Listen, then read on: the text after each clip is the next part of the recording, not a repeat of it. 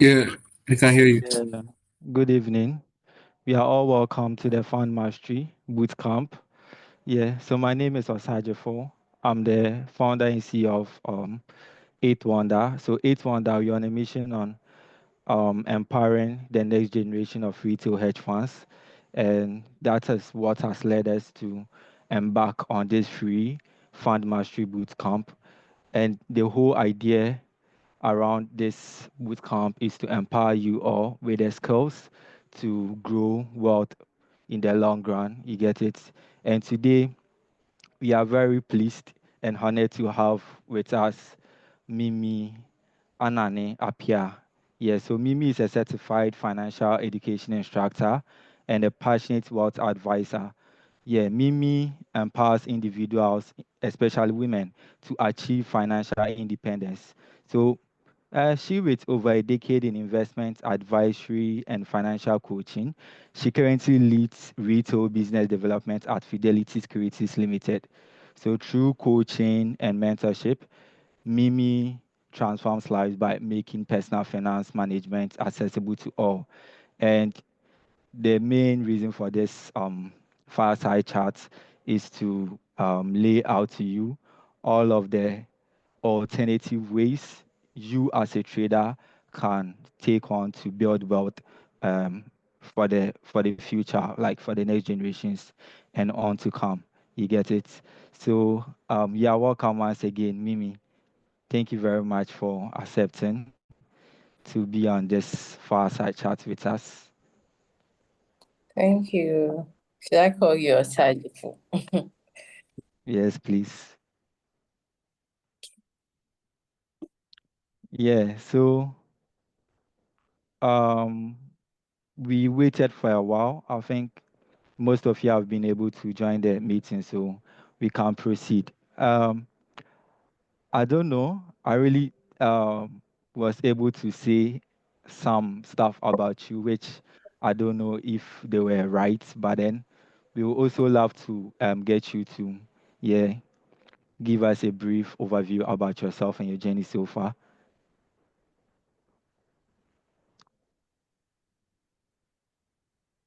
So thank you for the opportunity to be here.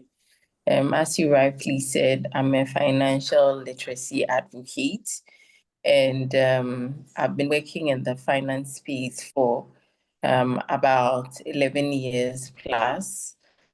In various capacities. I've worked in pensions. And now I'm working in the fund management side. Beyond my 9 to 5, I partner with a friend, and we have a page called Investment Friend on Instagram where we push financial literacy content. And so I think that's just about me. Thank you. Okay, thank you very much. But we also appreciate you sharing the link with us, the investment friend. We would like to know and also get to learn much from the page as well. So we don't mind you sharing the link with us to go over there to, yeah, seek more I'll, knowledge from there too as well. okay, I'll Yeah. do that. So please could you share your journey into financial advisory and what inspired you to start? Because you just told me that you just halted with ladies taking charge, right? Yeah. Yes. So I would like you to share with us your journey into financial advisory and what inspired you to start ladies taking charge. Okay. So, like I mentioned, ladies taking charges on hold for something I perceive as bigger, which is investment friend, which I just spoke about. So, Okay. I have always been a saver ever since I remember. I mean, it's not what you'd be expecting to hear, but I'd always loved to save. Everyone who knows me knows that I love to save, and sometimes would go to the extremes growing up. And when I was growing up, my parents led me to do certain courses, which ended like I ended up in the finance space, banking and finance. And I always used to like advising. It just turns out that the opportunity after school was one for a pensions advisor. So I just ended up in the space. And as time passed, the interest in advisory began to grow. So I started Lady Seeking Charge on my own. I took a pause and did other projects, and then uh, collaborated with a friend to do Investment Friend, which I think has made a lot of impact. We have about 6,500 plus followers on Instagram. We have a savings club. We have a stock club.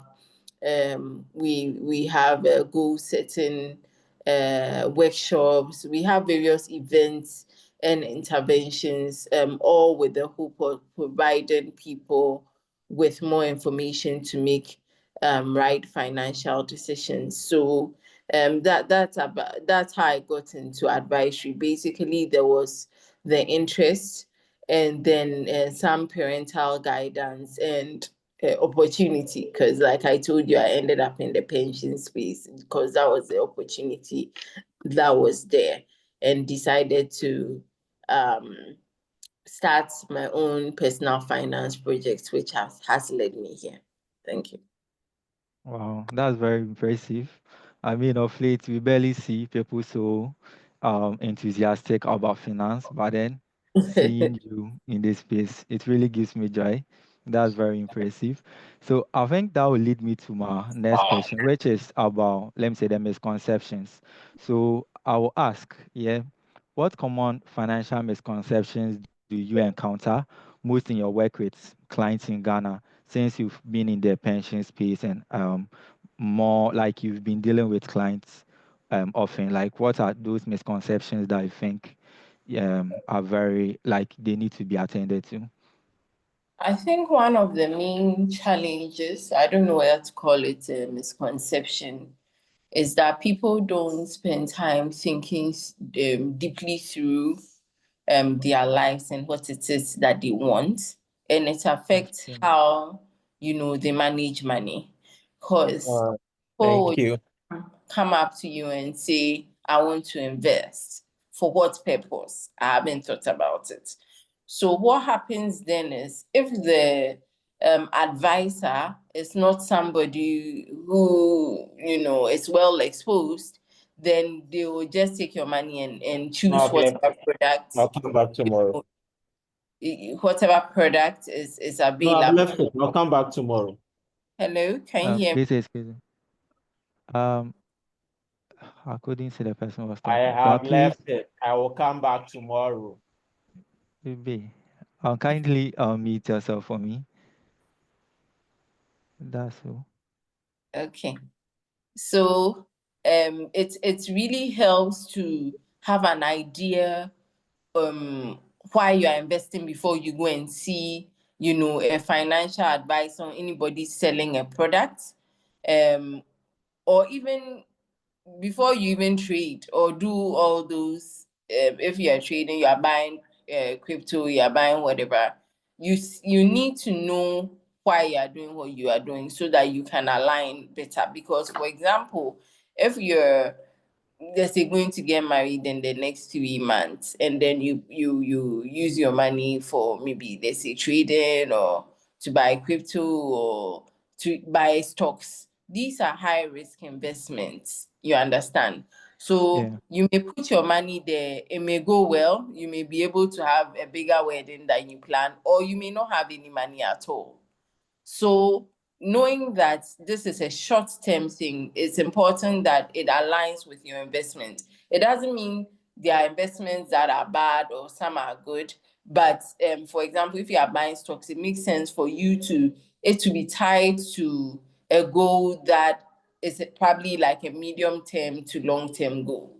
I hope what I'm saying makes sense. And then Very also true. now, especially after the DDP. So DDP basically is a domestic debt exchange program. Especially after the DDP, people have been have lost money. For some, it started as far back as, the savings and loans. There was Men's Gold, they were hit. There were the fund managers, they were hit. They've been hit back to back to back to back. And then DDP happened, and that was like, so to them, investment is not a good thing. They've closed their mind to investment. They will keep their money under a pillow or do business or do something. Now, unfortunately, we didn't talk about risk too much in this side of town, because all of us expected that if government owes you, they'll pay. But the truth is that every investment comes with some level of risk. Just like if you should start a business, your hope and your expectation is that the business will do well. But it could be that whatever you are selling, people are not interested in it. Or they may be interested in it, but there could be a policy that government brings out which just goes against your business. Or something like COVID can happen, and your business is no longer needed. So understanding that there's risk in investment, even if you hit the ground, keep moving. The important thing is not to keep all your eggs in one basket, to diversify, so that if A is not working, at least B is working. But a lot of the time, we put all our money in one place, and when the trouble comes, we are affected greatly. So that's another misconception. Investment is a good thing. And then now, because, we are in this generation of everything is fast. We have everything to make life faster and easier. We may not have the patience to wait and see our investments grow. So a lot of us are looking for something that we can put maybe $100 and tomorrow is $200,000. You can quit your job, tell your boss to go to hell, and then you are off to do your thing. But the reality is that those things seldomly happen. Most of the time, you need to sow a seed and keep on watering it and have enough patience to watch it grow. So I'm not saying you can't have those experiences. You can. And even with investing in things that have that potential, the same potential it has to go up is the same potential it has to go down.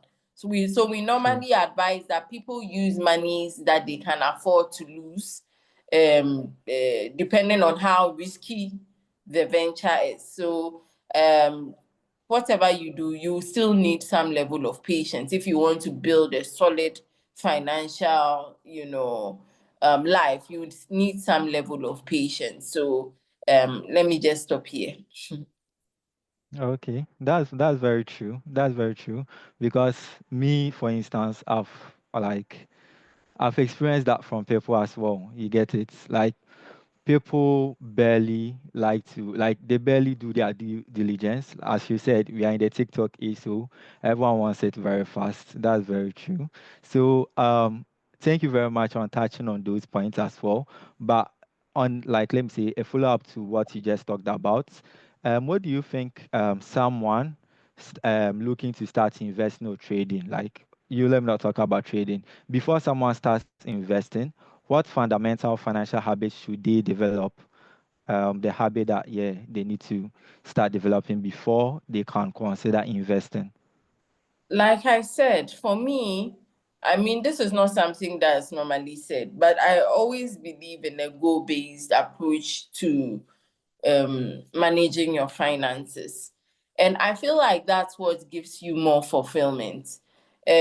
Just sitting down and asking yourself, where do I want to go to in life?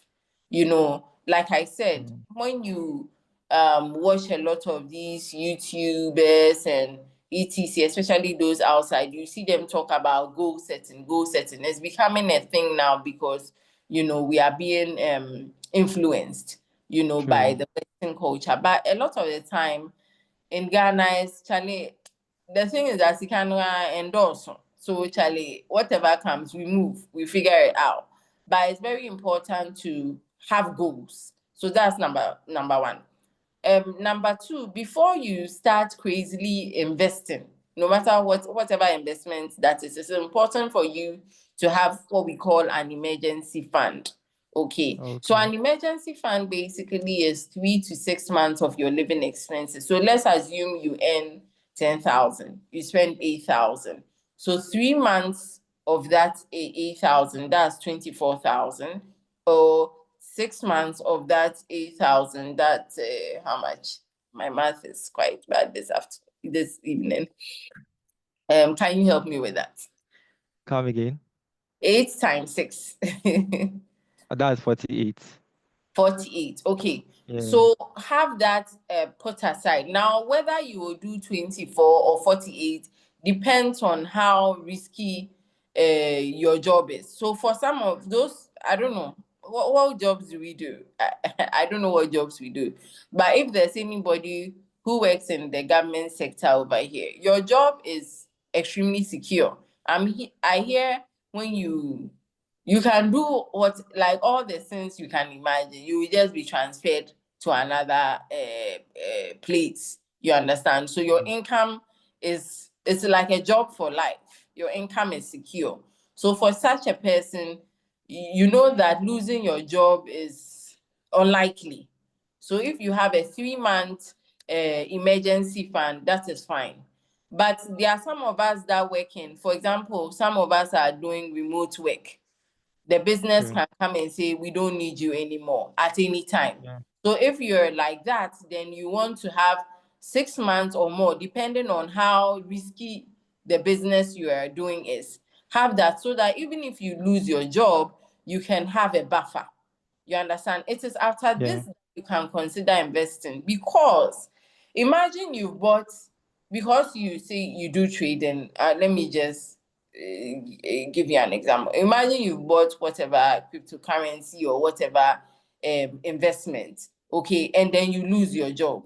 Now the time that you lose your job is the time that the price is very low and you don't Okay. have any money anywhere. If you had money somewhere, you would have waited it out, because a lot of the time these markets go up and down. So you would have Yeah. waited it out so that when it recovers and you think you want to cash out, you cash out. But because you don't have an emergency fund, you are forced to sell when prices are low. And guess what? You lose out. You may That's lose true. big money. So the emergency fund is a must. You understand? Yeah. Beyond the emergency fund, you may also want to look at, for me, my policy or what I believe is that the very risky investment should take a percentage of your portfolio. But sometimes people are young and, even if they lose all the money, they have their parents' house to go and sit in, probably some food. Their parents would provide them with, some food or something. So they have the cushion, like they are okay. But for me, I am married, I have my children. If I go and put all my investments in such a place and it goes bust, I'm in trouble. So sometimes, Very depending true. on where you are in life, you can take certain risks. But it's reasonable to just invest a certain part of your portfolio in high risk investments. You understand? The other Yeah. part of your portfolio should be invested in alignment with your goals. So, for example, this year there are things you want to do. Some of us want to buy a car, some want to travel, some want to take a course, some want to, I don't know, what do we want to do? Some If we can some have drop already some have already started hitting the gym. the gym, you understand, and these things Yeah. cost money. You understand? It True. is not that money that you are going to use to play games unless you have a buffer, so that even if the game doesn't go too well, you can fall on that buffer. So for such monies, you would want to buy maybe things like treasury bills, things like fixed deposits, things that are more conservative and more stable. You understand? But when it Yeah. comes to something like your retirement goal, let's assume you are 25 years, okay? You have 35 years more to go on retirement. You can decide that I'm putting 10% of my funds in cryptocurrency. because I believe that over time, even if it goes down and come up, over time it will continue to go up. You understand? Yeah. And you have the time to stomach the ups and downs in the markets.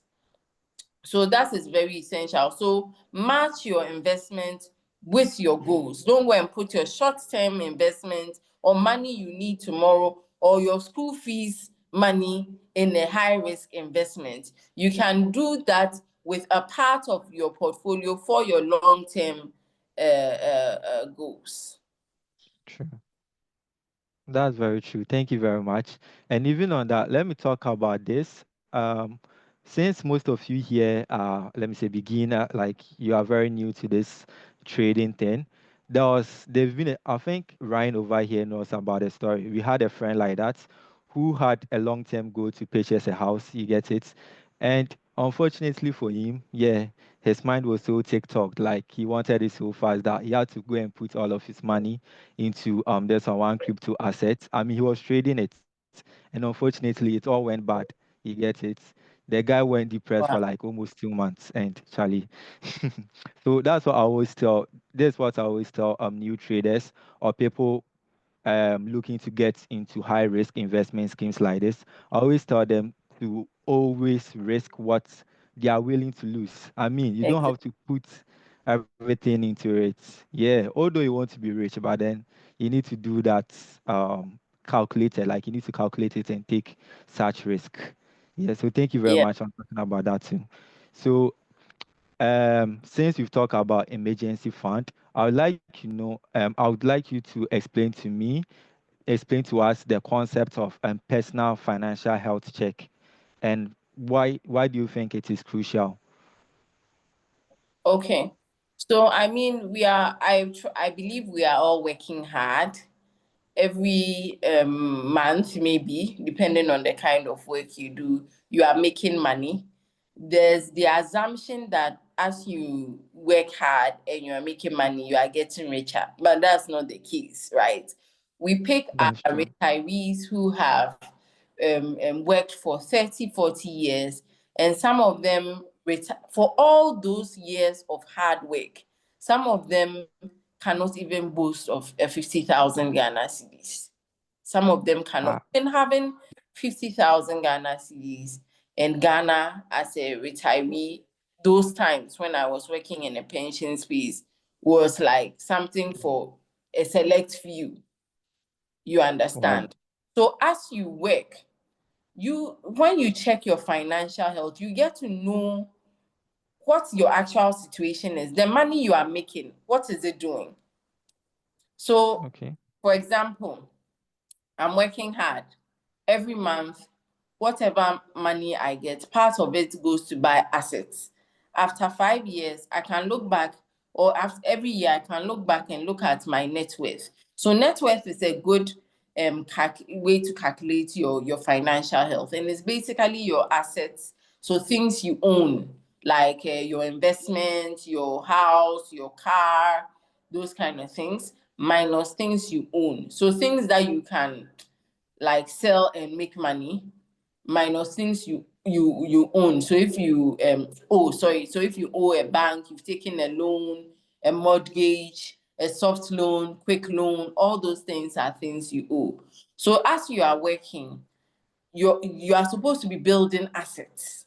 You understand? Okay. Because a time Yeah. will come where you're working. So working capital basically is there. So if somebody with 25 years has more ability to make money because they have more time. You True. understand? And every income or every salary you take, the time reduces. You understand? So as the Yeah. time is reducing, are you converting that salary into assets, or is it all going into expenses? You would know when you calculate your net worth. Because if you are converting it into assets, you see the asset side going up. And then even if you've taken a loan to buy some of these assets, it will sort of balance out. If the asset is a good asset, it will sort of balance True. out. But if you are taking loans to buy liabilities, then you see that the asset side is down and the liability side is up. So you will see, even before anybody tells you that, the decisions that you are taking financially is not helping you. You understand? So if you are just taking loans, but we can't say that you took a loan, you built a business, it's bringing too much money. You took a loan, you've bought a car, you are using it for Uber, it's bringing you so much money. You took a loan, you've bought a house, even if you are to sell it today, you have so much money. And it's just for a vacation in the Maldives, your net worth, when you calculate your net worth, is going to show. So your net worth shows the kind of decisions that you have taken. If you have taken good decisions, we'll see the asset side go up and we'll see the liability side go down over time. A second way of calculating your financial health is looking at your income and then your expenses. If your expenses every month, let me use 3, every month, every month you are always broke. Every month you are always asking, oh, Charlie, mommy 100 B. By by the first week of earning money is finished, then that means that you may be living above your means. Now, some people don't like to hear this because they'll say that's when the argument of how about if I earn 1,000, we know Ghana is hard, that kind of thing. Then you really, as a matter of emergency, need to start working on your income earning capacity. Thankfully, we are in an era where you don't need to go to school for 4 years to go and get an income earning skill. It's as good as probably going on YouTube to learn something, makeup, something that people are willing to pay for, so that you can make some money. You understand? So it's not like those times that you have to go and sit in a class for 4 years. Even some of those of us sitting in the financial institution, someone is doing what do you call this, influencing, and is making my whole annual salary in a day. You understand? Yes. So there are options out there. If you're low income earner, you need to ask yourself, how can I increase my income? But by all means, do not try as much as possible to live within your means. If you earn 1,000, try and live within the 1,000. That may mean that you may not be able to afford moving out now. You may have to stick with your parents, no matter how annoying they are, for a while. You may have to hitch a ride with a friend. You see a friend, yes, they're annoying, they'll insult you, they'll do whatever, but you know that for now, I'll just sit in this person's ride to get to my house so that I can save or live within my means. It won't always be like this. It's definitely going to be better.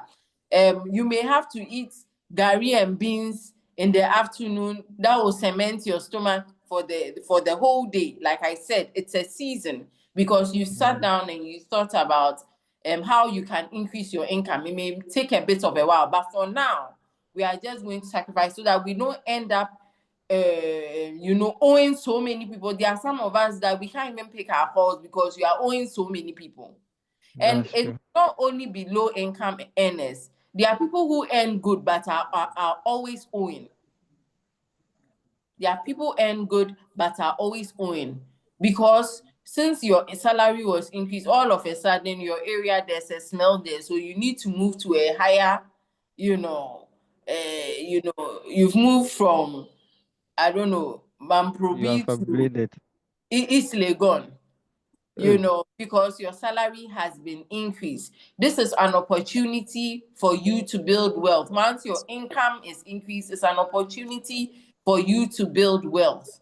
Rather than, as for lifestyle, for every income level you can imagine, there's a lifestyle waiting for you. There's a car waiting for you. There's a restaurant waiting for you.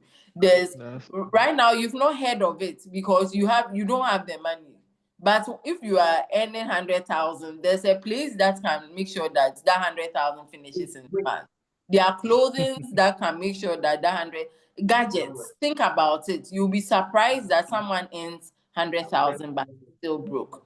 So as much as possible, live within your means. If you are always in red, then it's a problem. We need to relook at your expenses, we look at your income. Is there something that we can do about it so that you can have surplus? It's only when you have surplus that you can save and invest and grow your wealth over time and build the assets that I spoke to you about. If you are spending more than you earn, you are going to be building liabilities. If you are spending less than you earn, it presents an opportunity for you to build assets. So these are ways you can check your financial health.